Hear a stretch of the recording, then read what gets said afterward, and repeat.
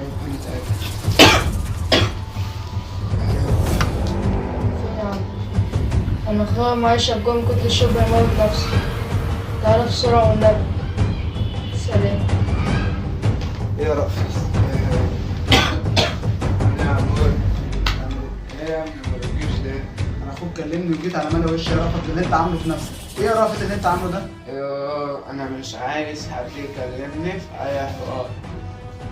انا في الآن اللي مكفيني محدش يحس بيا غير ربنا. انت لسه بتحبها يا رأفت؟ محبتش حد قدها يا صاحبي.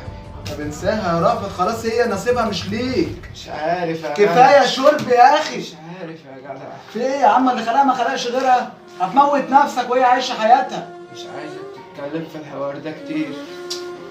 انت جاي تقعد معايا ولا جاي تقطمني؟ انا جاي اخليك كويس لان اللي انت فيه ده مش كويس. هي قالت لي انها بتحبني يا اسطى. طب دلوقتي ما بقتش معاك فهنساها بقى واقفل على الموضوع. مش عارف. ده انا بيع الدنيا انت معذب نفسك على ايه؟ راح. تقوم رايح ليه يا ابني وانا معاك اهو؟ انت كويس يعني ولا انت مالك؟ لا لا شكلك مش كويس خالص. قلبي اهو. مالك؟